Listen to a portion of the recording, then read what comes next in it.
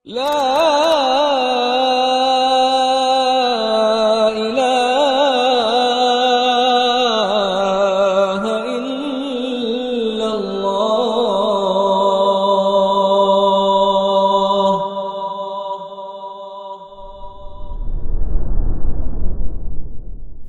Assalamualaikum warahmatullahi wabarakatuh. Innal hamdalillah nahmaduhu wa nasta'inuhu wa nastaghfiruh wa na'udzu billahi min shururi anfusina wa sayyiati a'malina. May yahdihillahu fala mudilla lahu wa may yudlil fala hadiya lahu. Asyhadu an la ilaha illallah wahdahu la syarika lahu wa asyhadu anna Muhammadan 'abduhu wa rasuluhu la nabiyya ba'dahu. فإن أصدق الحديث كتاب الله وخير الهدي هدي محمد صلى الله عليه وسلم وشر الأمور محدثاتها وكل محدثة بدعة وكل بدعة ضلالة وكل ضلالة في النار. أما بعد,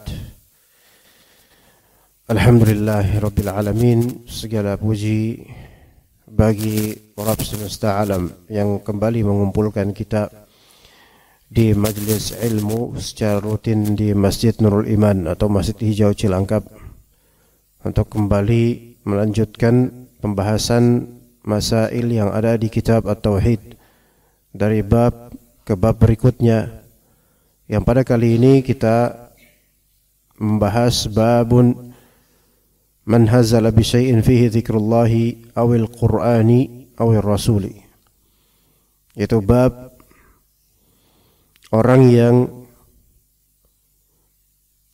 mencandai atau menghinakan sesuatu yang ada padanya zikrullah, penyebutan tentang Allah, atau sesuatu yang ada padanya Al-Quran, atau merendahkan atau menghinakan Rasul.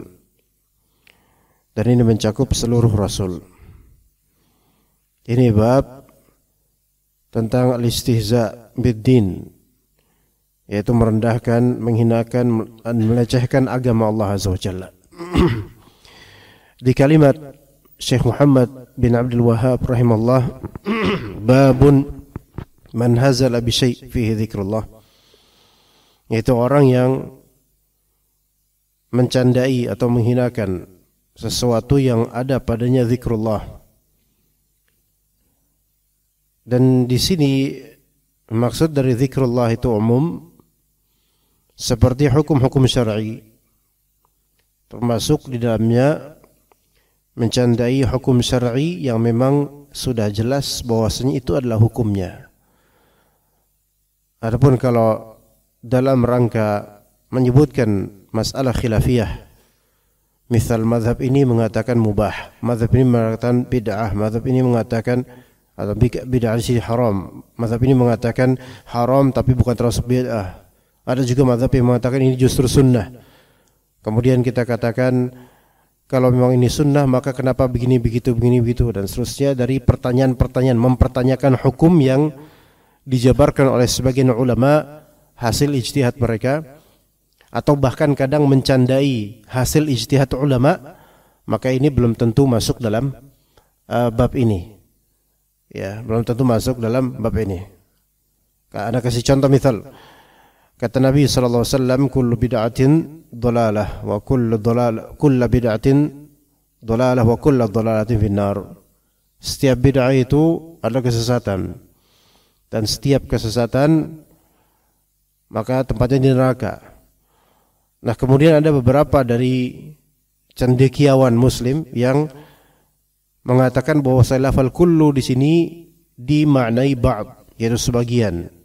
Artinya kemudian kita candai dan kita pertanyakan. Kata Rasulullah SAW, kullu bid'atin fa inna kullu bid'atin dhalalah. Setiap bid'ah adalah kesesatan. Kalau misalnya kita setiap atau sebagian bid'ah adalah kesesatan, sebagiannya lagi enggak sesat, maka kalimat berikutnya wa kullu dhalalatin finnar, setiap kesesatan tempatnya di neraka. Itu kan kata Nabi SAW. Namun mengikuti pendapat mereka, maka sebagian kesesatan tempatnya bukan di neraka melainkan di surga. Ini suatu candaan, tetapi ini dalam rangka apa? Dalam rangka mengangkat syubhat dan menjawabnya. Ya, maka yang seperti ini tidak masalah. Karena yang di sini yang dicandai adalah pendapat. Bukan yang dicandai adalah agama itu sendiri atau lafal jalalah Allah Azza wa Jalla dan nama dan sifat-sifatnya atau Al-Qur'an atau Rasul atau hukum syar'i, bukan itu yang dicandai, melainkan mempertanyakan kenapa ulama ini atau cendekiawan ini malah justru seperti itu.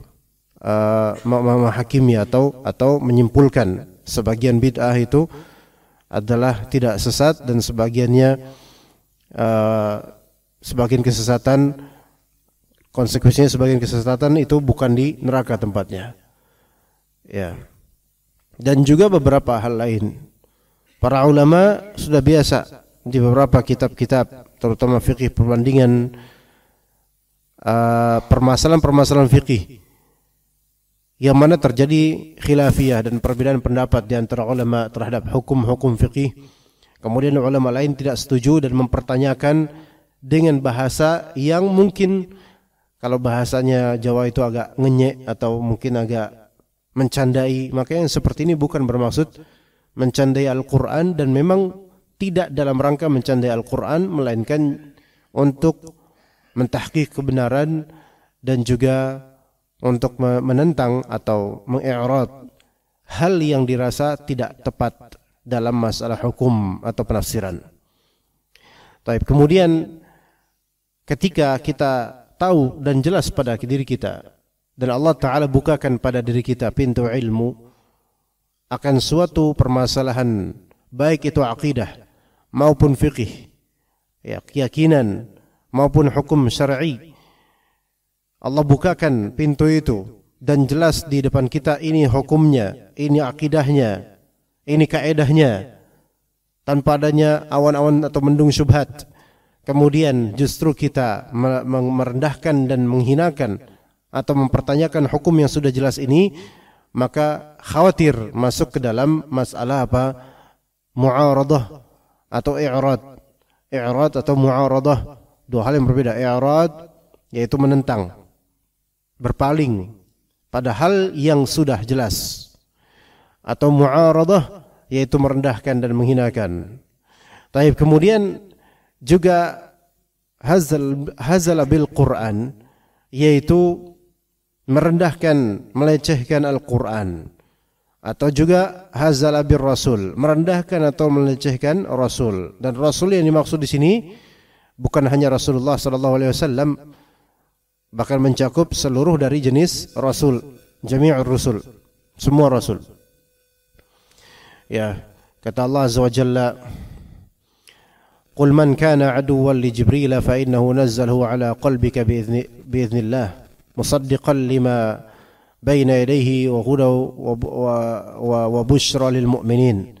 Katakanlah, siapa yang menjadi musuhnya Jibril, sesungguhnya Jibril itu Allah Subhanahu wa ta'ala turunkan Al-Quran melaluinya pada qalbumu, ya, sebagai musaddiqa, sebagai pembenar terhadap apa yang sebelumnya dari kitab-kitab,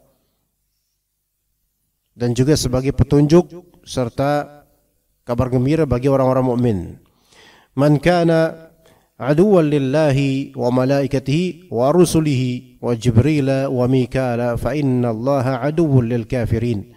Barang siapa yang menjadi musuh atau menyatakan diri memusuhi atau bersikap seperti memusuhi Allah, memusuhi para malaikat, memusuhi para rasul, ya, memusuhi malaikat Jibril, memusuhi malaikat Mikail, sesungguhnya Allah Ta'ala adalah musuh bagi orang-orang kafir.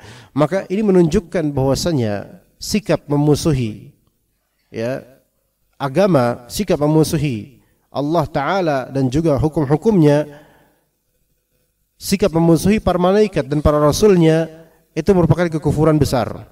Fa innallaha aduwwul lil kafirin, Allah Ta'ala adalah musuh bagi orang-orang kafir. Maka di sini ada vonis bahwasanya sikap memusuhi ini adalah suatu kekufuran tersendiri.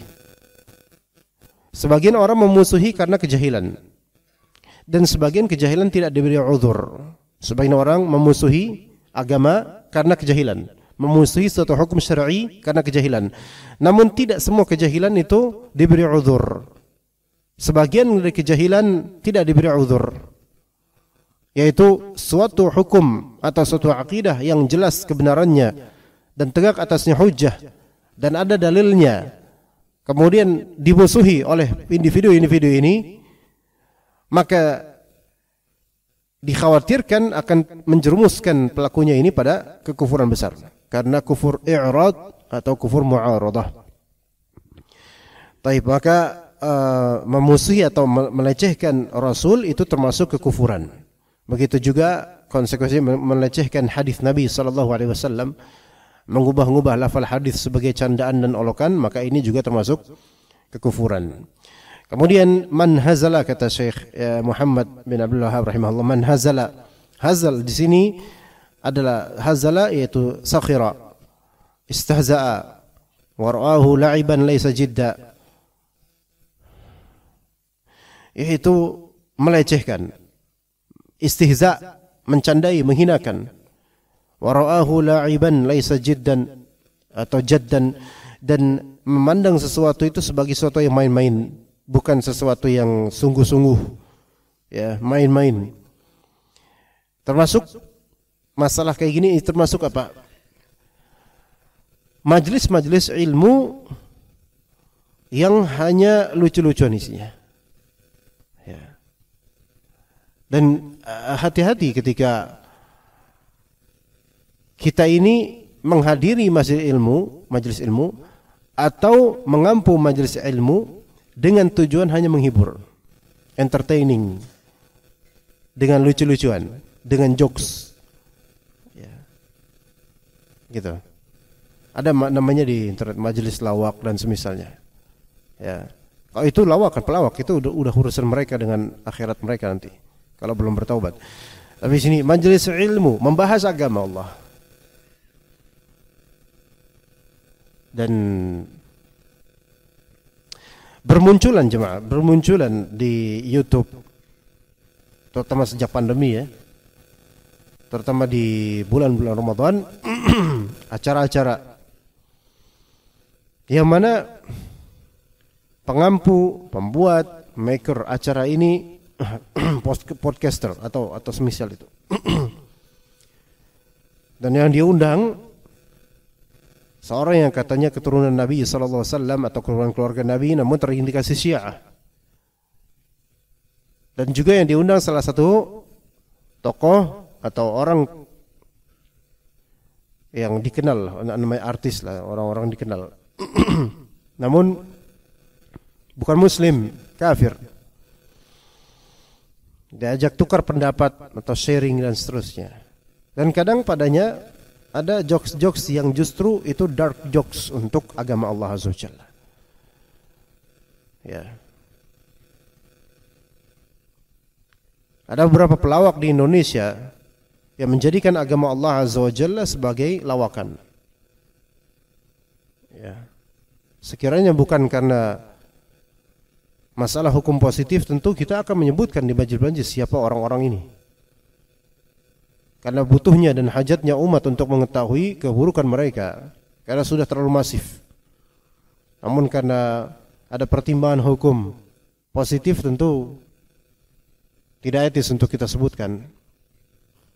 Tidak ada ghibah untuk mereka, karena mereka menzahirkan itu, menzahirkan kekufuran dan pelecehan terhadap agama Allah dengan jokes gelap mereka di internet, dan itu digandrungi oleh banyak dari kaum muslimin bahkan, sehingga mengistighfaf, yaitu merendahkan dan menganggap enteng agama ini. Ya.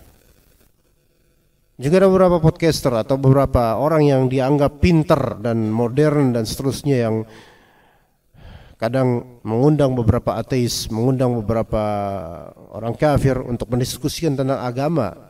Subhanallah. Yang di dalamnya kemudian ketika akidah Islam ini dilecehkan oleh orang ini, orang ateis atau orang ateis Indonesia atau orang Nasrani di Indonesia, itu tidak dinahi munkar, tidak diklarifikasi oleh si podcaster muslim ini.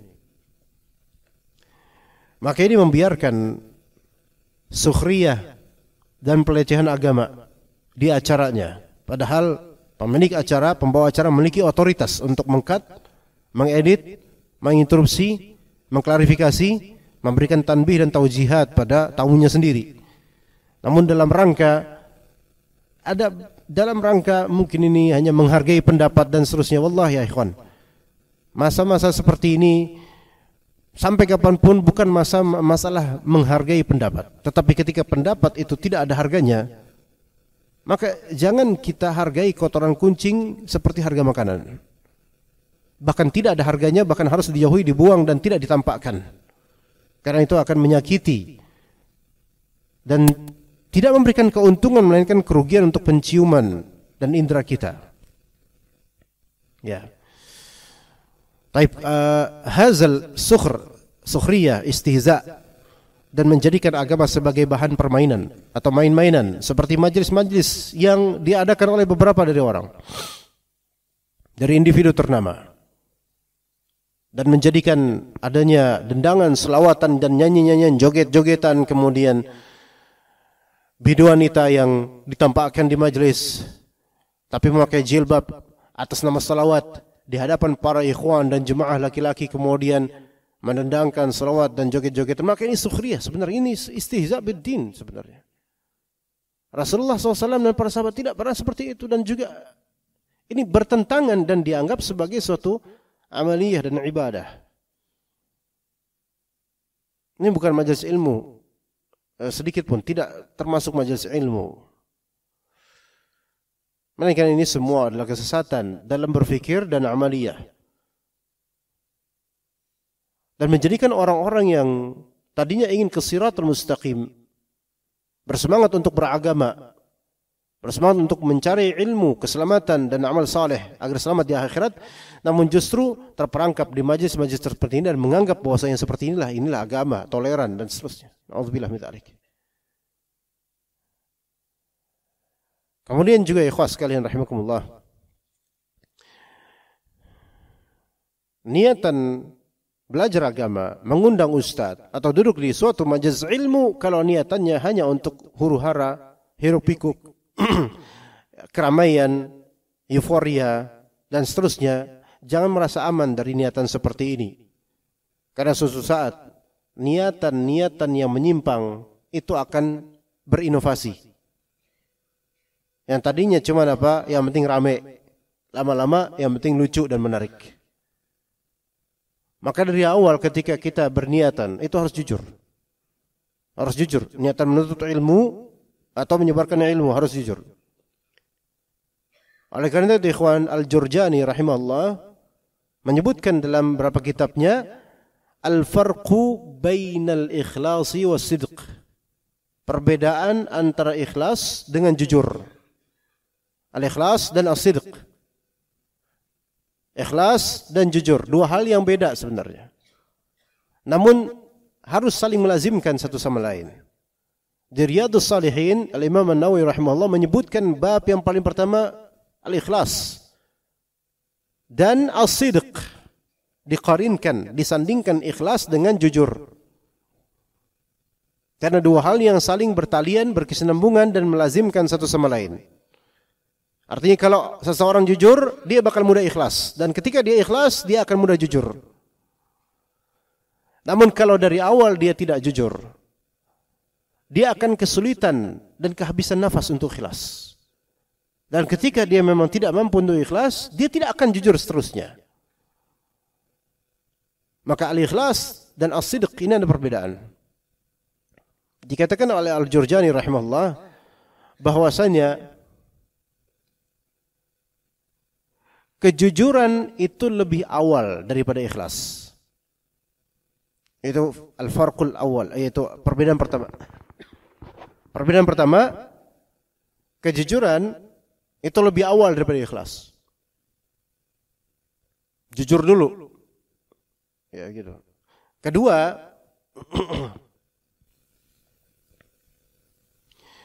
keikhlasan tidak dapat terwujud tanpa kejujuran. Jadi jujur, sidq itu lebih awal. daripada ikhlas. Dan yang kedua, antum tidak bisa ikhlas tanpa kejujuran. Dan ketika antum sudah ikhlas, berusaha ikhlas dengan kejujuran antum, maka kedepannya itu mudah untuk jujur apa adanya. As-sidq wa kum ma'as sadiqin. Orang yang jujur. Makanya Abu Bakar As-Siddiq radhiyallahu anhu dikatakan oleh sebagian salaf, beliau tidaklah mengungguli kaum muslimin, umat mukminin dengan banyaknya amalan, tapi dengan qalbu. Makanya beliau disebut apa? As-Siddiq. Sangat jujur dan sangat percaya dengan apa yang dibawa oleh Nabi sallallahu alaihi wasallam. Orang paling pertama yang langsung percaya. Ya. Jujur kepada Allah Azza wa Jalla yang membuat kita akan lebih mudah untuk ikhlas. Dan kalau kita belum jujur kepada Allah Azza wa Jalla, masih ditutup-tutupin apa gimana, maka untuk tulus, untuk ikhlas itu banyak juga yang ditutupin. Belum murni ikhlas. Ya. Maka dalam menuntut ilmu atau menyampaikan ilmu, baik di majlis atau di jalan atau pada tetangga, itu harus jujur dulu. Ya, sebelum antum jujur dalam menuturkan ilmunya atau jujur dalam penyampaian ilmunya, ya, lafal-lafal yang dikeluarkan jujur, sebelum itu ini dulu, jujur ini. Ketika ini sudah berusaha jujur, maka ikhlas itu lebih mudah. Dan Allah Ta'ala akan mudahkan untuk melafalkan hal-hal yang apa adanya, sesuai kebenaran yang Allah tampakkan pada diri kita. Namun ketika dari awal ini udah gak jujur, banyak polesan, banyak dempulan. Harus dipoles dengan retorika. Yang mana sebagian hamba Allah yang punya ilmu atau sebagian hamba Allah yang ikhlas, yang menyimaknya tahu ini orang gak benar. Tahu ini orang ada disembunyikan dari ilmunya atau minimal dari niatannya, sehingga fatwanya bisa berubah-ubah.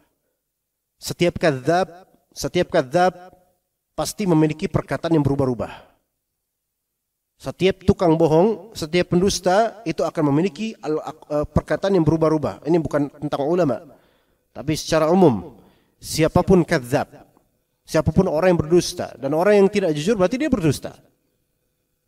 Maka akan berubah-ubah kalimatnya. Bahkan dalam satu hari, untuk satu hal yang sama, dia bisa berubah kalimatnya. Sesuai dengan opportunity, kesempatan, dan celah yang bisa dia masukin. Ya, maka kejujuran itu penting dalam menuntut ilmu. Maka kalau misalnya seseorang dari awal menuntut ilmu, bukan karena untuk beramal, bukan karena lillahi ta'ala menuntut ilmu dan untuk bisa beramal, melainkan hal-hal lain dari pernak-pernik dunia, itu perlahan-lahan itu ketidakjujuran kalau dipupuk itu dipelihara akan semakin buruk. Dan jangan pernah menyangka bahwasanya futurnya seseorang dari menuntut ilmu itu mendadak. Enggak ada futur mendadak. Futur itu enggak ada yang mendadak, jemaah. Futur itu enggak ada yang mendadak. Enggak ada seseorang hilang dari majelis ilmu mendadak itu, enggak. Semua itu buah dari pupuk yang telah dia bersamai dengannya lama. Enggak ada futur mendadak. Melainkan sudah ada sebelumnya dia pupukkan hal-hal yang menyebabkan dia futur. Di antaranya apa? Kurang ikhlas niatannya. Apa siapapun itu.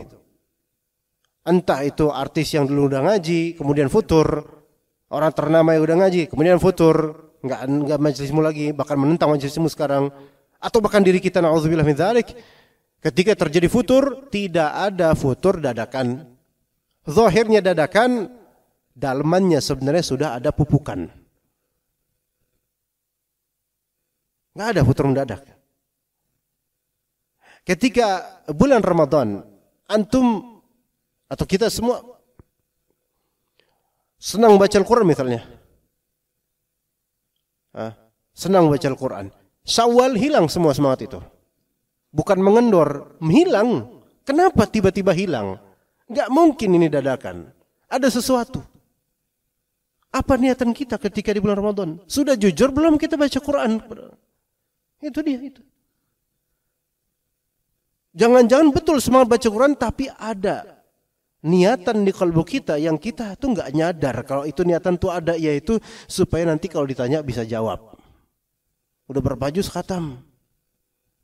Faham nggak di sini? Supaya kalau ditanya nanti pas lebaran bisa jawab, itu niatannya. Betul semangat, tapi semangatnya ternyata secara halus tanpa disadari niat semangatnya untuk apa? Bisa jawab nanti supaya gengsi. Halus. Enggak jujur. Makanya Syawal hilang itu semangat.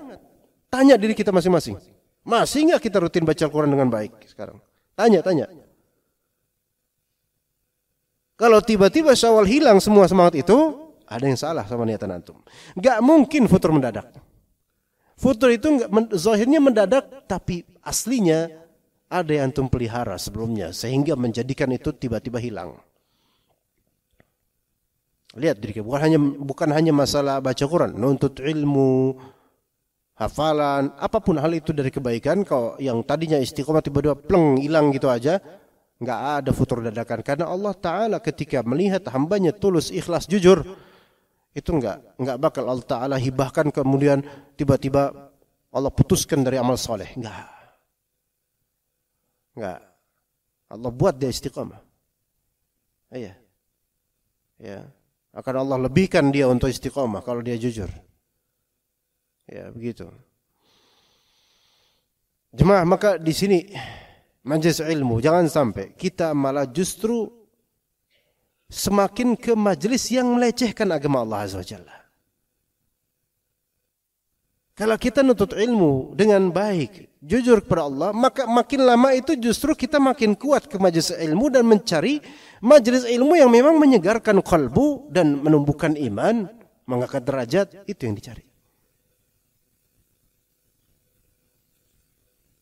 Bukan yang dicari euforia.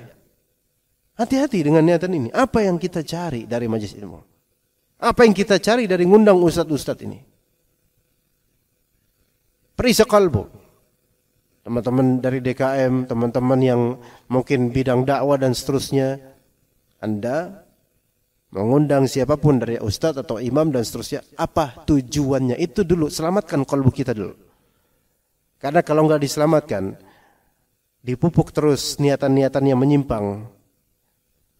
Lihat bahwasanya orang-orang ini yang menghina agama Allah, mereka tidak tiba-tiba menghina agama Allah. Enggak tiba-tiba menghina, melainkan sudah ada pupuknya. Dai-dai yang dikenal berdakwah Masya Allah, namun tiba-tiba beberapa kali meremehkan, merendahkan agama Allah, itu bukan terjadi tiba-tiba. Melainkan sudah ada modalnya, bekalnya, yaitu niatan yang kurang. Hati-hati dengan niatan ya ikhwah sekalian. Ya ini juga nasihat untuk Anda tentunya.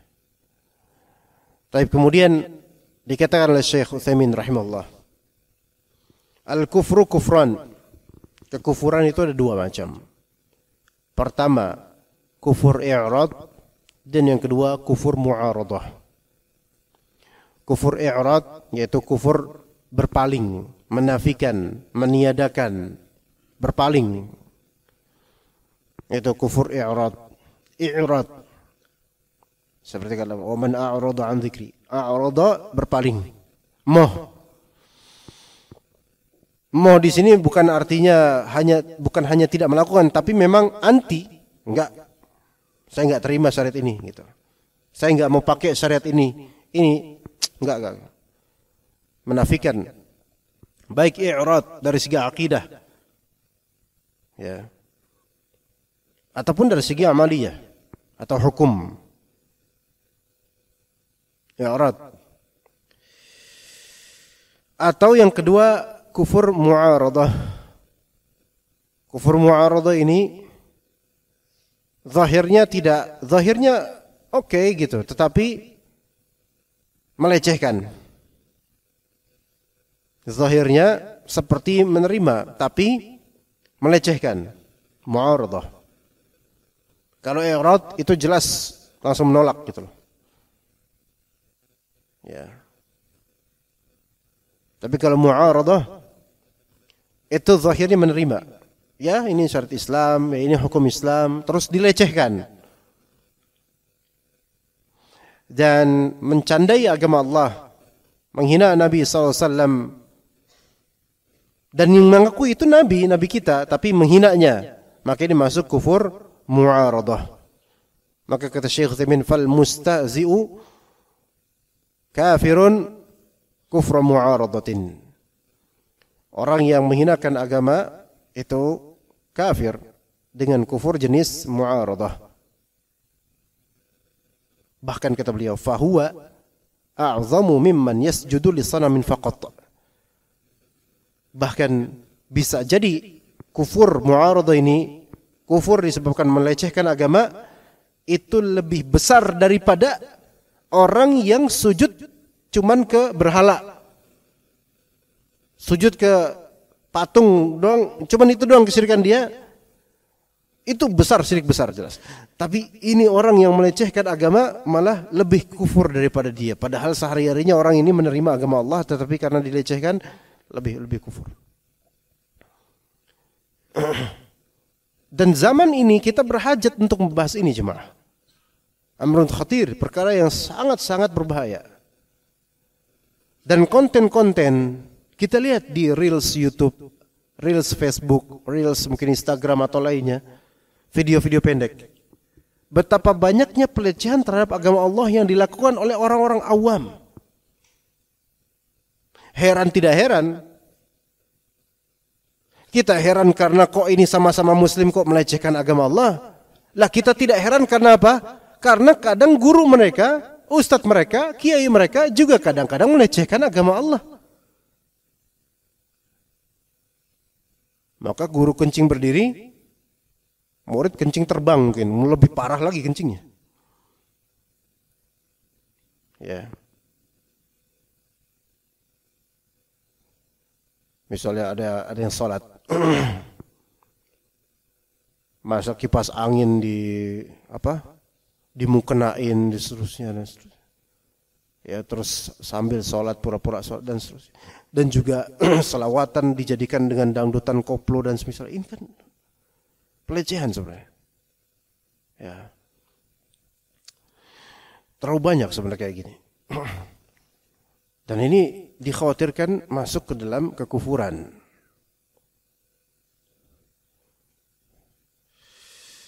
Taib, para ulama mereka berbeda pendapat mengenai orang yang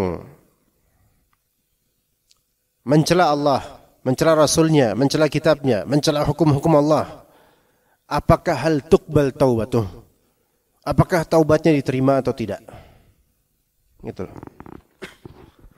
Kan namanya melecehkan seperti ini kan murtad gitu ya.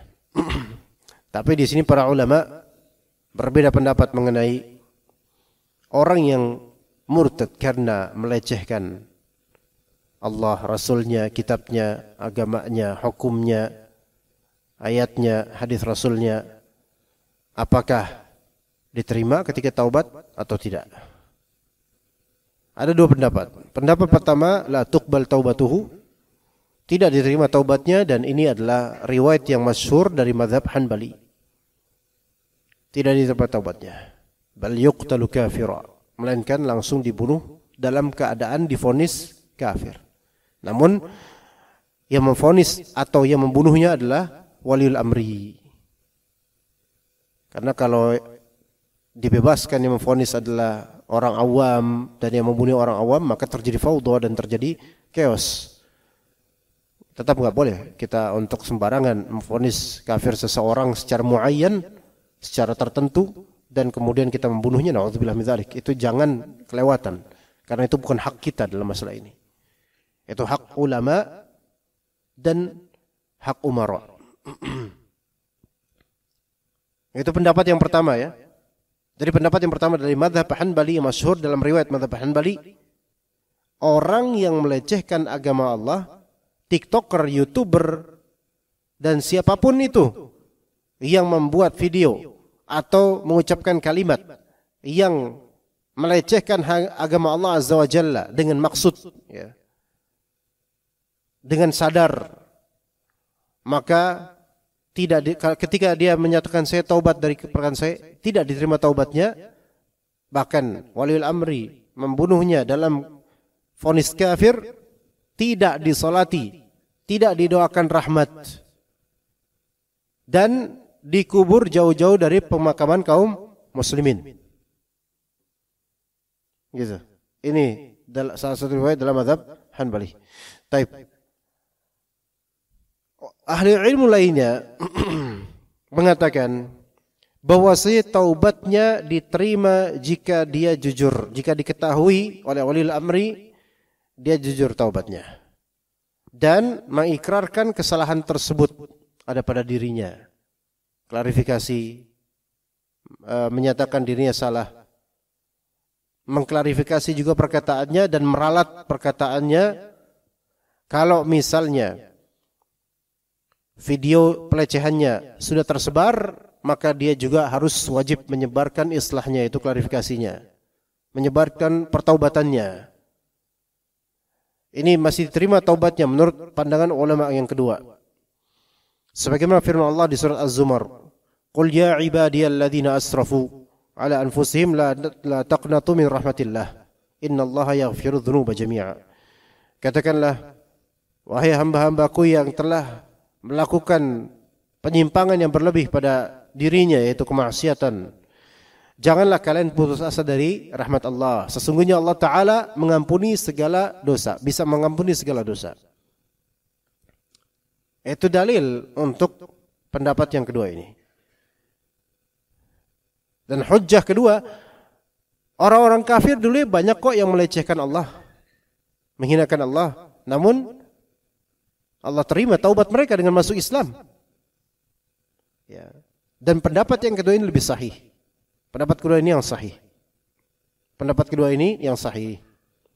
Bahwasanya orang yang melecehkan agama Allah, hukum Allah dan seterusnya, dia bertaubat, kemudian diterima taubatnya dan tidak lagi divonis kafir. Kalau dia wafat setelah pertaubatannya, maka dia dianggap muslim, didoakan rahmat, dikafani, dikubur di pemakaman kaum muslimin. Dikubur di pemakaman kaum muslimin. Namun ini jika apa? Jika dia melecehkan, mungkin melecehkan agama Allah, melecehkan lafal jalal Allah, atau melecehkan Allah Azza wa Jalla, atau agamanya, atau ayatnya. Namun ketika dia melecehkan Rasulullah sallallahu alaihi wasallam, maka sebagian ulama menerapkan hukum khusus. Sampai Syekhul Islam Ibnu Taimiyah rahimahullah punya kitab As-Sarimul Maslul ala Syatimir Rasul. Pedang yang terhunus pada pencela Rasulullah sallallahu alaihi wasallam. Punya kitab khusus tebal berapa jilid, ya. Dan di dalam kitab tersebut beliau mentahqiq hukum untuk orang yang melecehkan Rasulullah sallallahu alaihi wasallam setelah beliau wafat.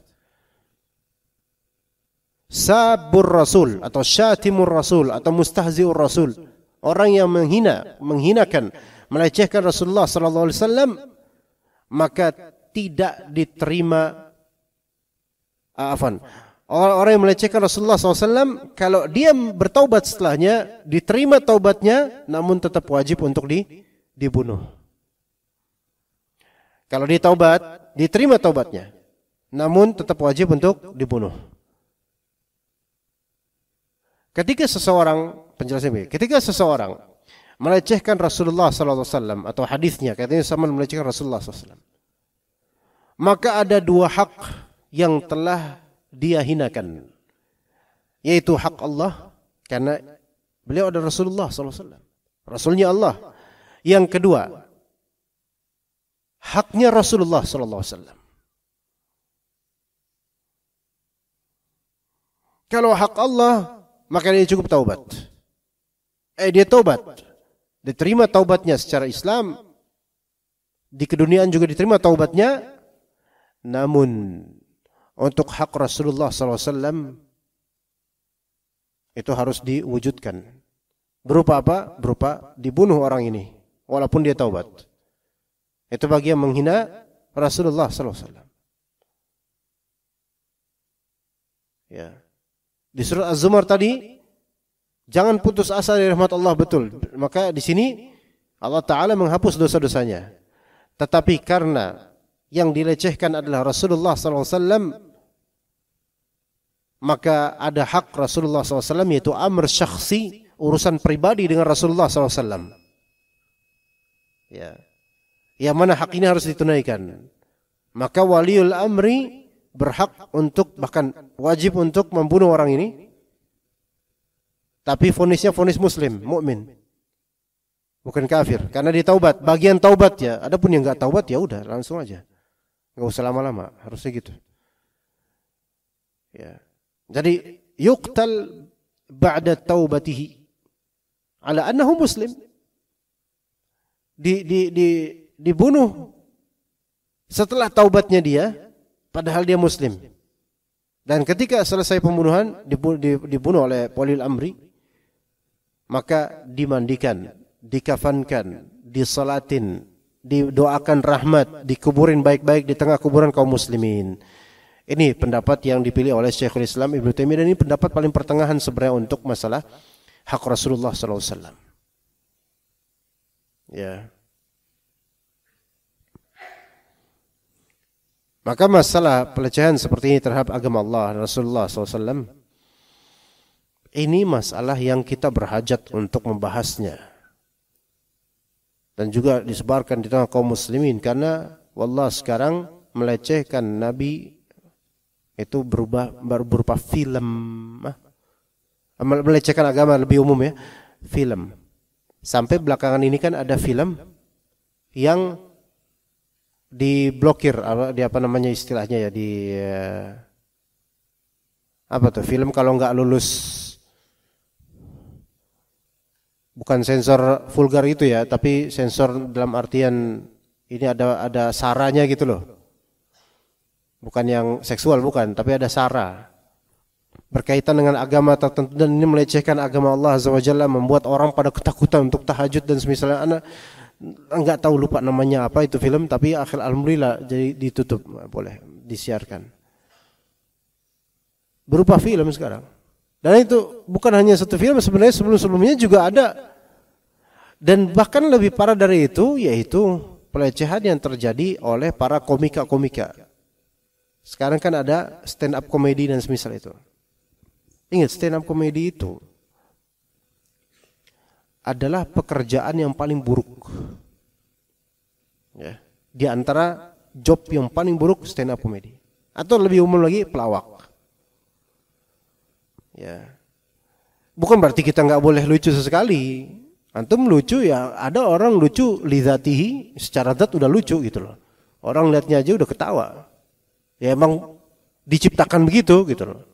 Kalau ini kita enggak, oh ya khalas, seperti ini qadarullah gitu. Tapi ini kan lucu yang sifatnya ikhtiari, bukan lidzatihi. Ikhtiari yaitu pilihan. Orang jadi pelawak. Ada orang memaksakan diri jadi pelawak, padahal enggak lucu. Lucunya adalah dia maksanya, maksanya itu yang lucu kadang-kadang. Terus kemudian ada stand up comedy. Biasanya yang paling topik hot itu yang diangkat politik, sindiran politik ya gitu. Atau roasting.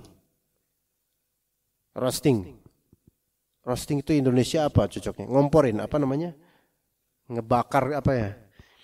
Ngejelekin, ngelecehin orang padahal orang itu di hadapannya, dan yang dilecehin orang di hadapannya disaksikan oleh para penonton. Ini kan ngapain gitu? Ya. Seandainya nggak ada penonton, seandainya nggak ada penonton gini. Misal, antum melecehkan fulan, menghinakan fulan di depan dia dan nggak ada orang lain, kira-kira berantem nggak kira-kira? Insya Allah. Antum melecehkan fulan, disaksikan oleh orang lain, para jemaah. Antum melecehkan selama 10 menit. Mereka ketawa. Yang dilecehin kira-kira mau marah banyak orang. Ya, kan? Ditahan. Para dilecehin, dibongkar aibnya. Bahkan sampai dibuat apa?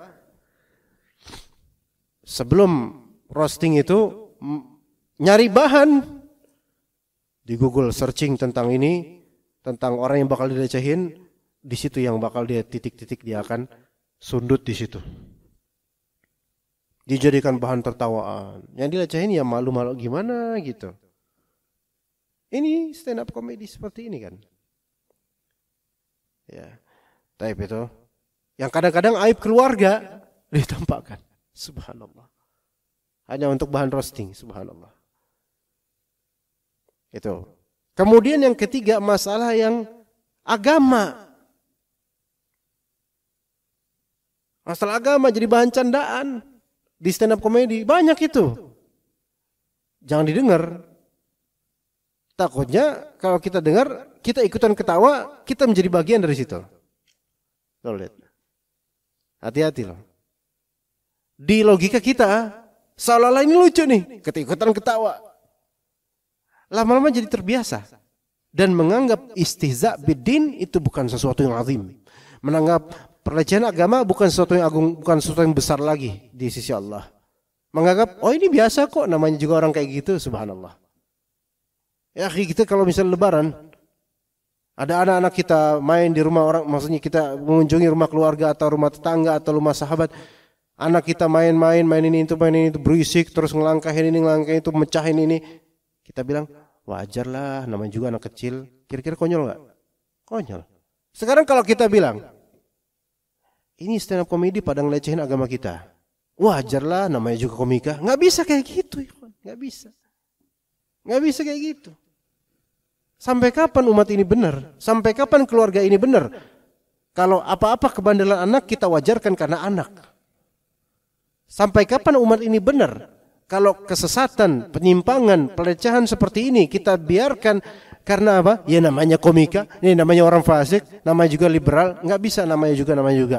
Kita bantah, kita singkap kesesatan ini. Ya. Sehingga di anak-anak muda terutama di Jaksel dan semisalnya yang gaul-gaul itu, bagi mereka ngerosting agama sendiri itu biasa.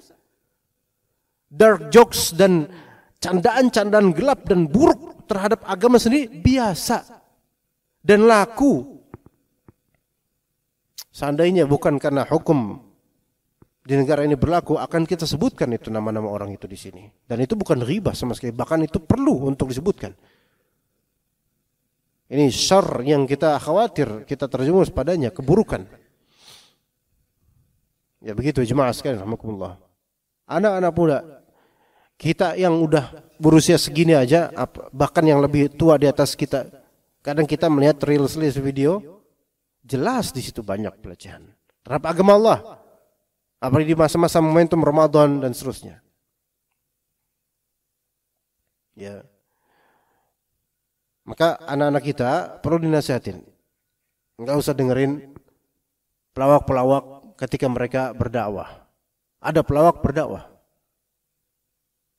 Ada. Udah lama. Sampai sekarang mulai menjamur banyak. Pelawak-pelawak berdakwah. Ilmu enggak seberapa. Ilmu juga ilmu template. Yaitu gitu-gitu doang. Di mukadimah aja, lawakannya lebih banyak, subhanallah. Lebih dominan lawakan. Dan orang-orang yang hadir di majelis itu rata-rata ke majelis itu karena pengen dengan segernya lawakan ustadz atau ustazah ini. Ya. Bahkan sampai ada yang joget-joget ustadz atau ustazahnya di majelis, gerak-gerak joget-joget. Ya subhanallah, ini di masjid lagi. Ini pelecehan atau apa sih sebenarnya? Bagi kita lama-lama biasa. Oh ya, namanya juga golongan itu. Tuh kan? Jadi biasa kan? Jadi biasa. Yang penting kita nggak gitu. Bukan yang penting kayak kita itu. Harus umat ini jangan sampai kayak gitu loh. Tuh, itu yang di-concentrate di bidang agama saja bisa seperti itu. Dakwah sunnah ini dakwah yang memiliki wibawa aja, ya.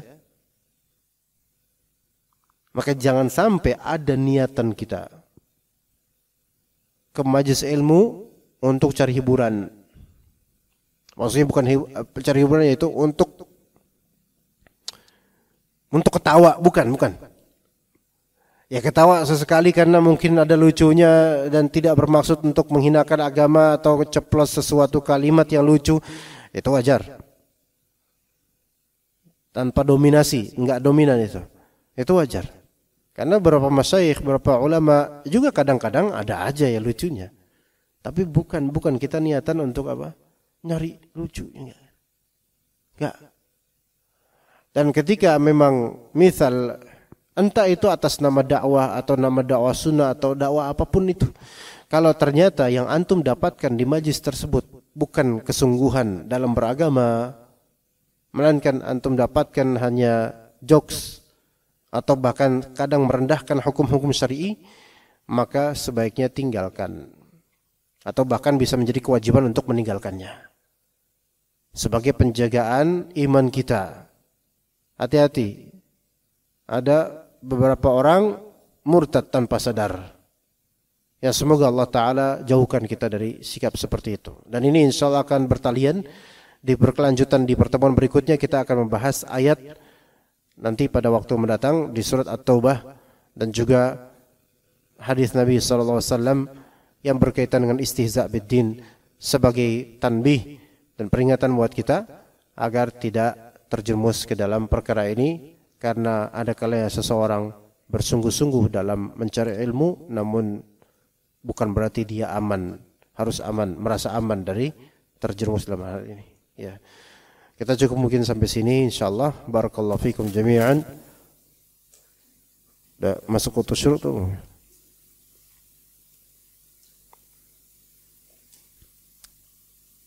Lah belum, sebentar lagi ikhwan. Ada soal enggak di sini ikhwan? Belum, bentar lagi. Kira-kira masih ada waktu 6 atau 7 menit. Ana kasih waktu 6 atau 7 menit untuk antum ngeliatin ana dan ana ngeliatin antum. Fadhal. Waalaikumsalam warahmatullahi wabarakatuh.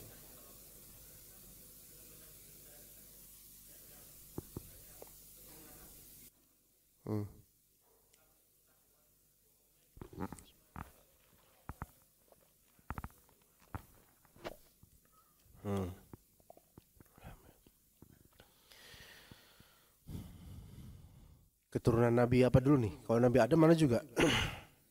Ada keturunan Nabi Adam dan Nabi Nuh alaihissalam.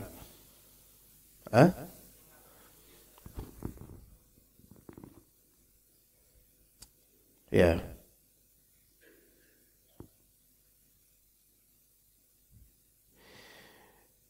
Lebih mulia mana seseorang mengaku keturunan keluarga Nabi, lebih tepatnya keturunan keluarga Nabi, karena kalau keturunan Nabi SAW itu kurang tepat ya secara kenyataan, karena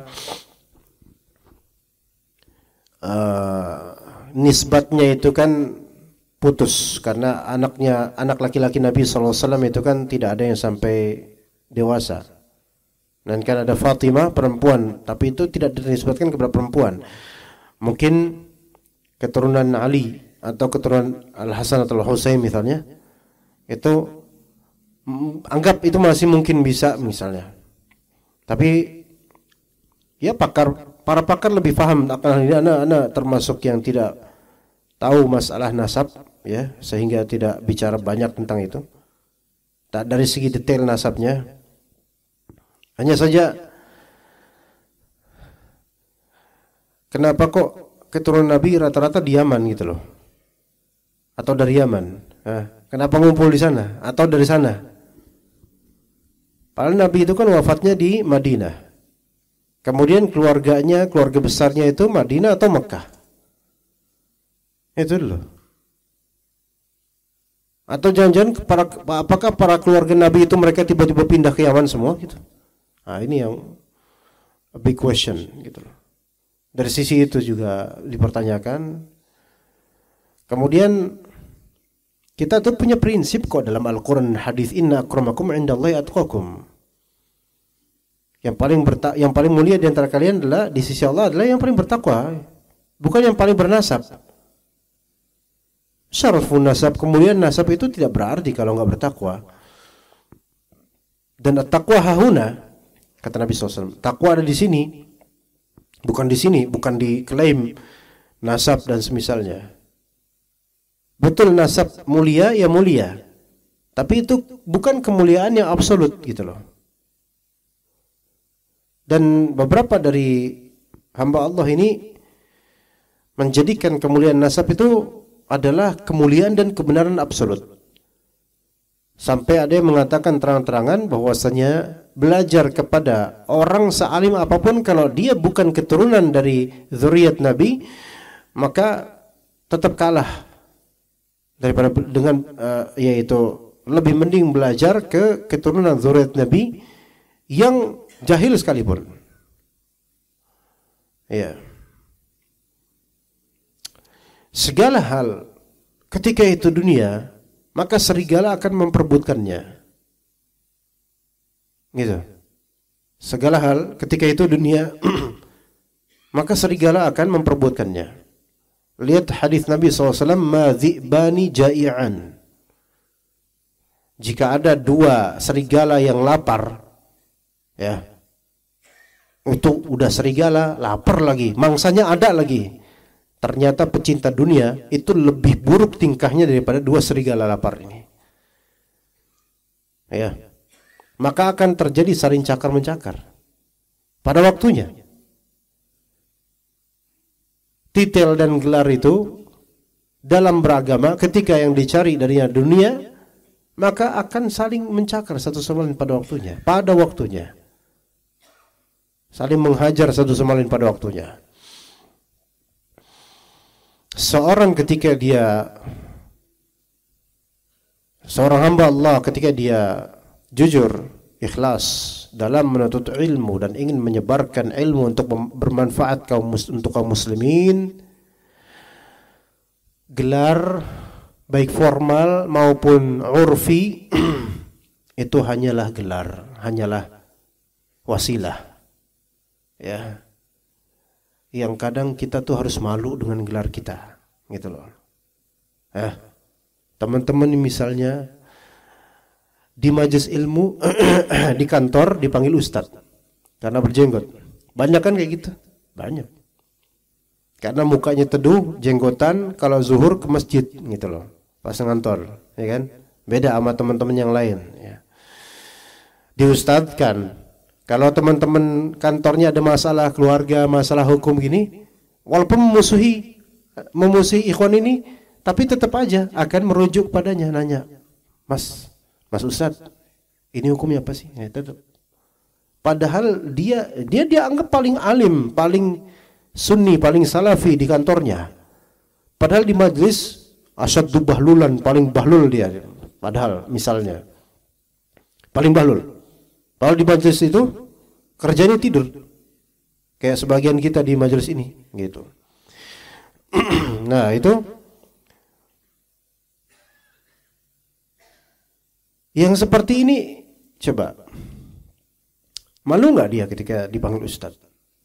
Anak-anak nggak mengatakan bahwa antum jangan mau dipanggil ustadz, nggak, biarkan nggak apa-apa dipanggil ustadz di kantornya, karena itu sebutan yang membuat orang tuh percaya sama agama, gitu loh.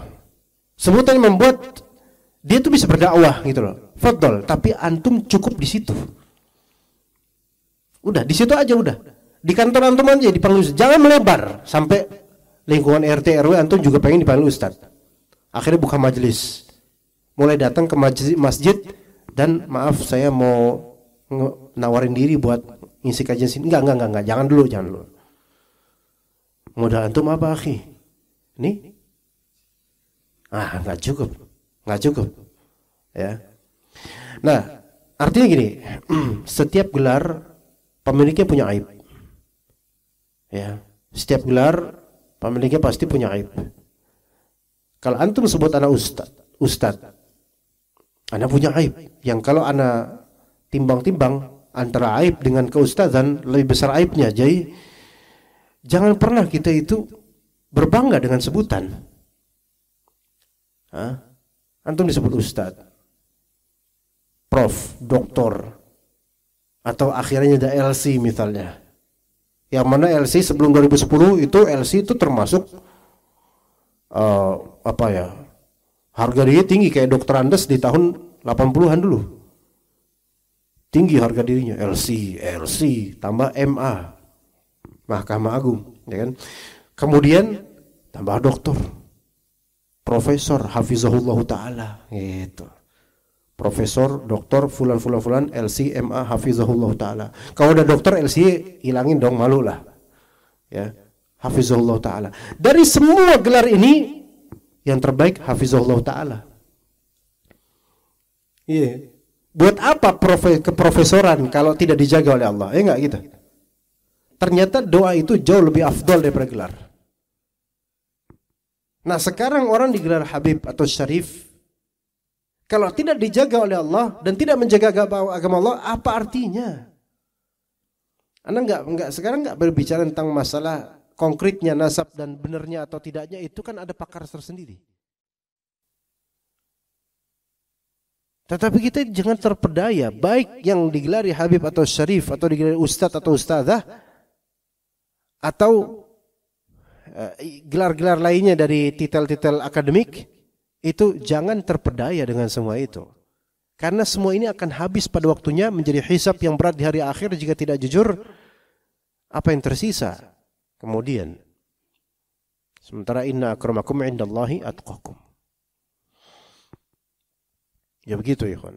Di sini ada pelajaran dari kasus-kasus belakangan ini, bahwasanya segala tentang dunia yang mengerubutinya adalah serigala lapar. Maka ketika antum di dunia dakwah, baik antum sebagai ustadz, dai, bahkan antum hanya panitia atau DKM, kalau yang antum kejar dari dunia dakwah ini adalah dunianya, bukan ilmu dan amalnya, maka antum akan clash. Repot antum, berantem, nyari ini berantem. Gitu. Tapi kalau yang kita cari insyaallah ridha Allah, mudah-mudahan, semoga itu yang kita cari. Semoga kita bisa jujur. Kalau ternyata ada orang pengen mungut dunia dari dakwah ini, ya udah kita fadhal antum ambil. Benar. Bisa dikatakan antara kebenaran dan kebaikan ilmu dengan pencaharian dunia yang dicari itu enggak bisa bersatu ya kawan, enggak bisa bersatu. Akan saling mengalahkan satu sama lain. Dan rata-rata ilmunya yang kalah, dunia yang menang. Begitu. Ya, maka misalnya teman-teman di sini ya kawan, antum belajar di Masjid Hijau atau masjid lainnya yang terdekat sini atau dimanapun, lillahi ta'ala, utamakan jujur dulu deh gitu. Pas antum sholat subuh, antum minta sama Allah, atau setelah sholat atau di antara azan dan iqamah, antum minta sama Allah, Allahumma ati nafsi taqwaha.